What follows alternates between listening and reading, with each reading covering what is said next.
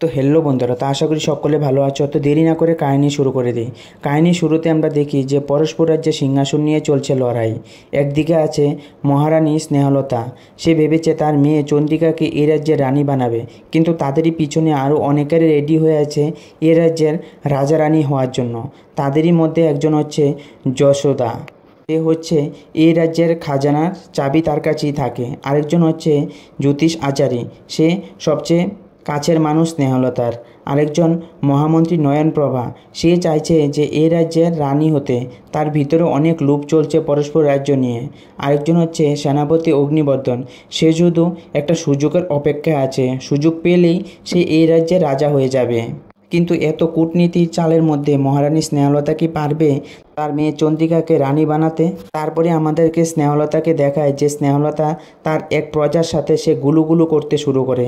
তাদের মধ্যে গুলুগুলু শেষই আর হচ্ছে না।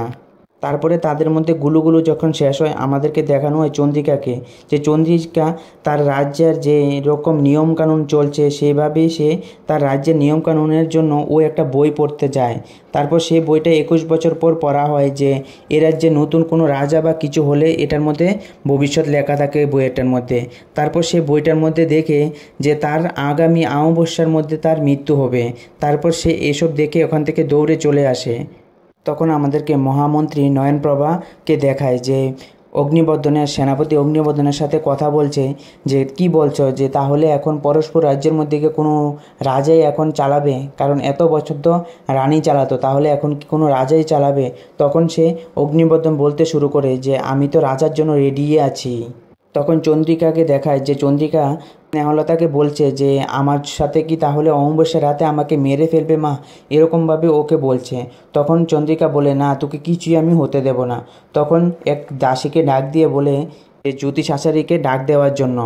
তারপর আমাদের মহামন্ত্রী নয়নপ্রভা আর এখানে অগ্নিবর্ধনকে আবার দেখায় যে তাদের মধ্যে আবার কথাবার্তা হচ্ছিল এই রাজত্ব নিয়ে। তারপর তাদের মধ্যে কথাবার্তা হতে হতে তাদের মধ্যে আবার গুলুগুলু হতে শুরু হয়ে যায়। তারপর তাদের মধ্যে গুলুগুলু থামার আর নামই নিচ্ছে না। তারপর আমাদেরকে জ্যোতিষ আচারীকে দেখায় যে জ্যোতিষ আচারী স্নেহলতাকে বলছে যে এখন চন্দ্রিকার উপরে শনি ঘুরছে, তাহলে এই শনি ঘোরার অন্য আরেকজন ছেলের সাথে যদি সেই চন্দ্রিকাকে বিয়ে দেওয়া হয় তাহলে এখানে চন্দ্রিকার জীবনটা ভালো হতে পারে, তাহলে এখানে তাকে কেউ কিছু করতে পারবে না। স্নেহলতা জিজ্ঞাসা করে যে চন্দ্রিকার সাথে তাহলে কাকে বিয়ে দিলে যে এরকম হবে, কার উপর এখন শনি ঘুরছে? তারপর যশোদার কথা বলে, তারপর যশোদাকে ধরে আনে মহারানী স্নেহলতার কাছে। তারপর স্নেহলতা তাকে বলে যে তার মেয়ে চন্দ্রিকাকে বিয়ে করার জন্য। তখন সেখানে যশোদা রাজি হয়ে যায়। তারপরে আমাদেরকে দেখানো হয় যে দাসী সেনাপতি অগ্নিবর্ধনের জন্য কিছু নিয়ে গেছে। তারপর দাসী অগ্নিবর্ধনের সাথে ও আবার গুলুগুলু করতে শুরু করে, মানে গুলুগুলু আর শেষ হচ্ছে না তাদের মধ্যে, একজন একজনের সাথে শুধু গুলুগুলু করতেই থাকে। তখন সেখানে মহামন্ত্রী নয়নপ্রভা চলে আসে। তখন নয়নপ্রভা তাকে অগ্নিবর্ধনকে বলতে শুরু করে যে এরকম যারা রাজত্ব হাল করতে শুরু করে তাদের মধ্যে কোনো কিছুই থাকে না। তুমি কি শুনেছ যে চন্দ্রিকার বিয়ে হতে যাচ্ছে যশোদার সাথে? তাহলে তো এখন যশোদাও এই রাজ্যের ভার নিতে শুরু করবে। তখন অগ্নিবর্ধন বলে ওঠে যে চন্দ্রিকা তো বেঁচে থাকলে তো তাহলে ওর বিয়ে হবে, তাকে তো আগে আমরা মেরে ফেলবো। তখন এ কথা শুনে নয়নপ্রভার মনটা অনেক খুশি হয়ে যায়। তারপর তাদের মধ্যে আবার একটু গুলুগুলু হতে শুরু হয়। তারপরে আমরা দেখি যে দাসীকে কেউ মেরে ফেলেছে, কিন্তু এসব দেখে অগ্নিবর্ধন অনেক ভয় পেয়ে যায়, কারণ দাসীকে এখন হঠাৎ কে মেরে ফেলেছে। তখন নয়নপ্রভা অগ্নিবর্ধনকে জিজ্ঞাসা করে যে দাসীকে কি তুমি পাঠিয়েছিলে চন্দ্রিকাকে মারার জন্য?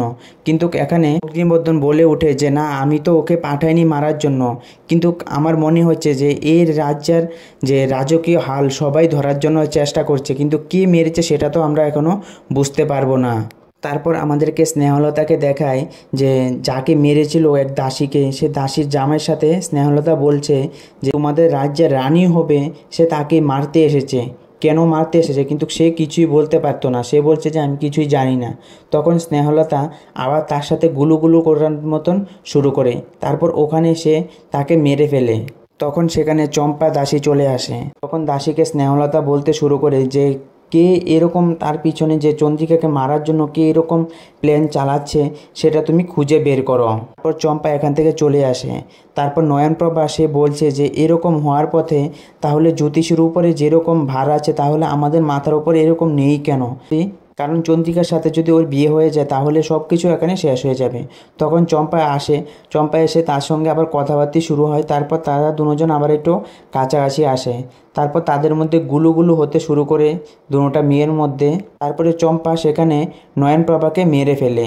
তখন সেখানে স্নেহলতার জ্যোতিষী আসে। তখন জ্যোতিষী বলে যে অমাবস্যা আসতে আরও অনেক দেরি আছে, তাদের মধ্যে আরও রাজ্যের মধ্যে আরও অনেকেরই লাশ এখানে পড়বে, আরও কত জনে এখানে না মারা যাবে সেটা কিন্তু বলার বাইরে। তারপর আমরা দেখতে পারি যে চম্পা আর অগ্নিবর্ধন সেনাপতির সাথে আবার গুলুগুলু করতে শুরু করে। তখন চম্পা সেই অগ্নিবর্ধনকে বলছিল যে তাকে এভাবে মেরেছে। তারপর সেখানে তাদের মধ্যে আবার গুলুগুলু হওয়ার পর অগ্নিবর্ধন আবার চম্পাকে ওখানে যে দাসী আছে তাকে ওখানে আবার মেরে ফেলে। তারপরে সেনাপতি অগ্নিবর্ধন সে চন্দ্রিকাকে মারতে যায়, কিন্তু সেখানে গিয়ে দেখে যে স্নেহলতা। তারপর স্নেহলতা সেই অগ্নিবর্ধনকে মেরে ফেলে ওখানে। তারপরে যখন চন্দ্রিকার বিয়ে হবে তখন স্নেহলতা সে বিয়ের মধ্যে গিয়ে উপস্থিত হয়।